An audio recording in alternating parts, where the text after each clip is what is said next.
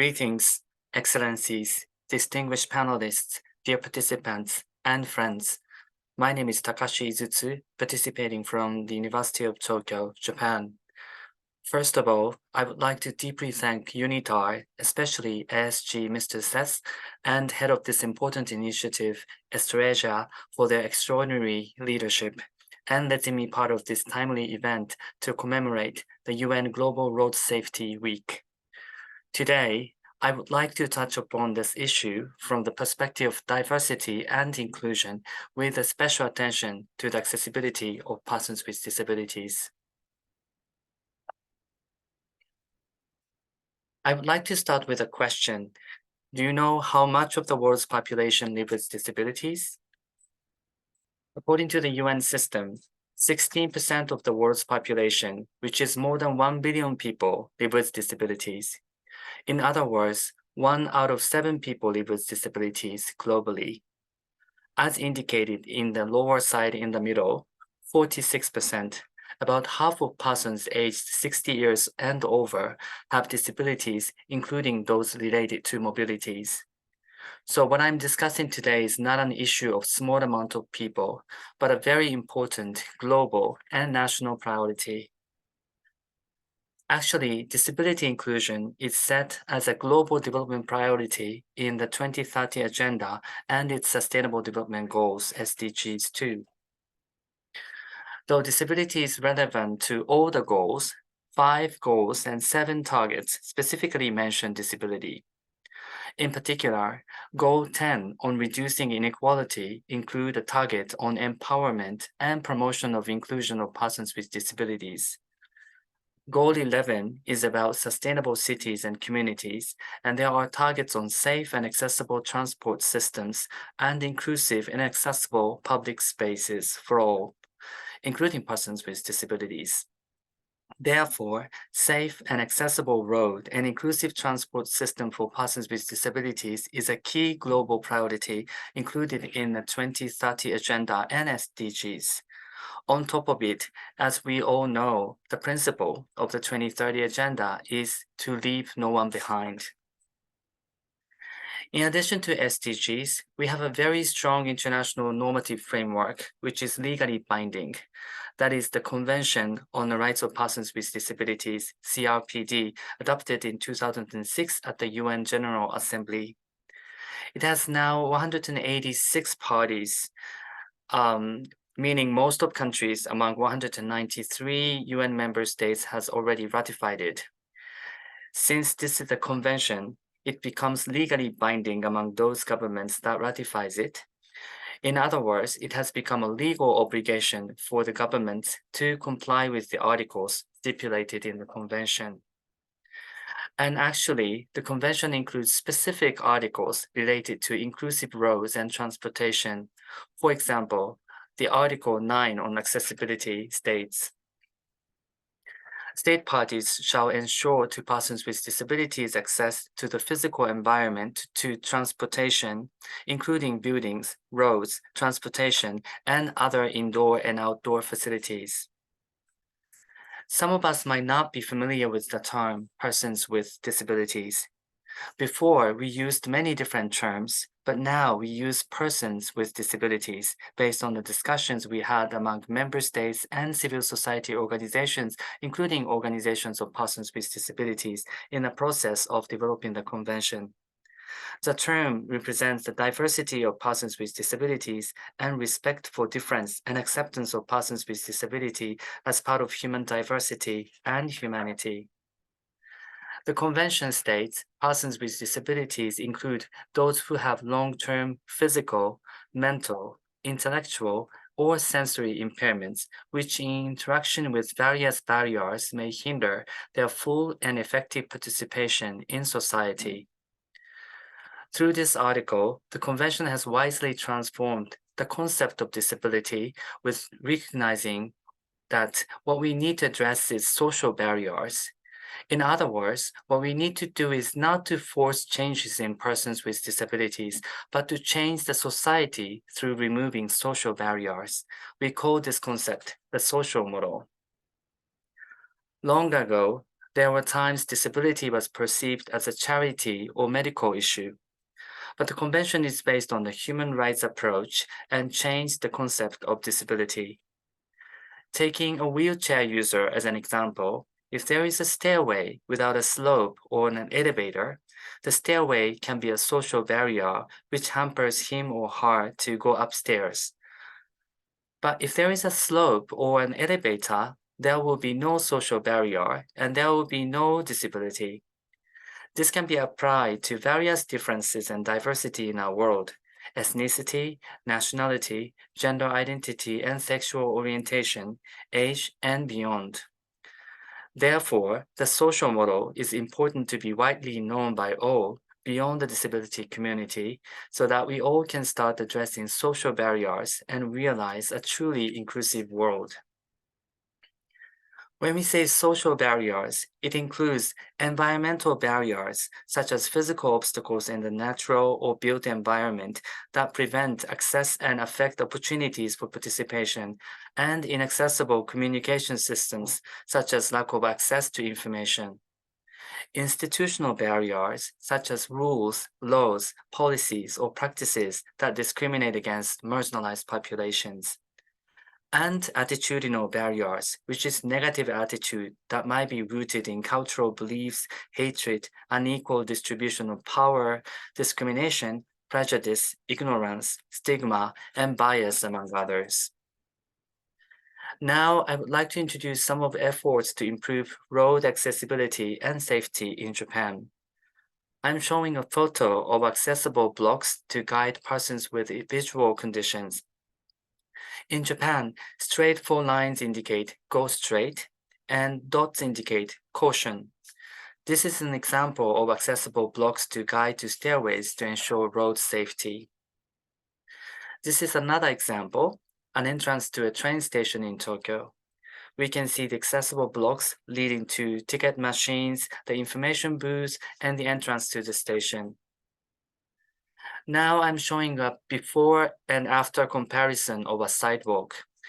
On the right side, we can see the accessible blocks are newly added to improve accessibility and road safety. In addition, it might be a bit difficult to see from the photo and the illustration, but they made other changes too. First, they made the gap here. Maybe you can't see, but here there is a gap, and this was made much smaller so that our wheelchair users or older persons can use the sidewalk easier. In addition, they made the guard between the sidewalk and the road for enhanced safety. Further, they have changed the drainage so that wheelchairs or strollers do not get stuck. I'm showing a picture now, and it shows steps in front of the entrance. And we can see there is a slope together with accessible blocks to make the entrance usable by various people. We can also find an accessible parking spaces for those who need them. This is another example of a sidewalk. Left-hand side is before and the right-hand side is after. With removing obstacles on the road, 2 wheelchair users can pass by safely, and the road became more user-friendly. There are many other efforts to ensure inclusion and improve safety. Accessible maps utilizing various technologies, adding a parking space for bicycles because otherwise bikes might block sidewalks. If a bike is parked on accessible blocks, people using the accessible blocks find it very difficult to find ways. Connecting two buildings to secure pathways can be also useful. On the right side at the bottom, we can see a rest space in the middle of a long slope. For some persons with disabilities or older persons, these spaces can improve safety and accessibility. And elevators are very important for wheelchair users, those with a stroller or big baggages, and older persons. If the elevator is not big enough, it is difficult for wheelchair users or strollers to use, especially to change directions is very difficult inside the elevators. So some of the elevators have doors on both sides so that wheelchairs or strollers can pass through without changing the direction inside the elevators. Another examples are also shown on the slides. Wider entrance for universal access, maps with the brailles, platform doors to protect passengers, an accessible restroom with enough space, and various functions. This is an accessible map of the University of Tokyo. This is very simple. The map indicates where the elevators are, wheelchair accessible bathrooms are, accessible parking spaces, and information desks. Since our university has a long history and some facilities and buildings are very old, so with showing road surface conditions as well as accessible routes such as sloping road and entrance without steps, we can make our campus accessible. These are not rocket sciences. Some additional information and a touch of creativity can make huge differences. I have talked about examples to try to get rid of environmental barriers so far. At the same time, we need to work on institutional barriers as well as attitudinal barriers. For that, capacity development of stakeholders, such as training on how to support wheelchair users or other persons with disabilities, as well as learning from persons with disabilities themselves, is essential and very effective. Now, I would like to finish my presentation with some slides related to disaster risk reduction perspective. Do you know the mortality of persons with disabilities in disaster settings? Do you think it is higher among persons with disabilities or you think it's lower? Actually, at the time of the East Japan Great Earthquake, the mortality of persons with disabilities was 2 to 4 times higher than people without disabilities. For instance, emergency information, including evacuation order, might not be accessible. Evacuation routes might not be accessible either. Many of us goes up to the hill or mountains if there is a possibility of flooding or tsunami, but if there are only steps or stairways, many people cannot escape. There could be many persons with disabilities trapped in institutions because some of them might have been locked. Many persons with mobility difficulties live alone and might not be able to evacuate if no one comes to support them. Some of us might be using electronic devices to keep our breath or physical function going, but the blackout can stop those life-saving electronic devices functioning. And evacuation sites might refuse to accept persons with disabilities. In addition to those, stress from the disasters and new environment can be added. And all these contribute to the higher mortality among persons with disabilities. Now, many municipalities and communities are developing a disability-inclusive disaster preparedness and response plan in Japan. And in that, we are trying to come up with individual evacuation plans, including perspectives on accessible evacuation routes. Then what should we do? It is not complicated. The first thing that we can do is to include various people in the road safety and sustainable community team, including persons with disabilities. They are the expert of accessibility. Organizations of persons with disabilities often have a lot of expertise based on their lived experience. Actually, nothing about us without us became a slogan of inclusion these days at the UN and beyond. So include persons with disabilities and other marginalized populations in all the phases, including assessment, planning, decision-making, implementation, and monitoring and evaluation. In the process, it is very important not to forget hearing the unheard voices. This includes listening to the voices of persons with intellectual disabilities, persons with mental health conditions or psychosocial disabilities, persons with multiple disabilities, persons with different cultures, including different languages, persons who are pregnant, and other marginalized populations. Needs and preferences are different person by person.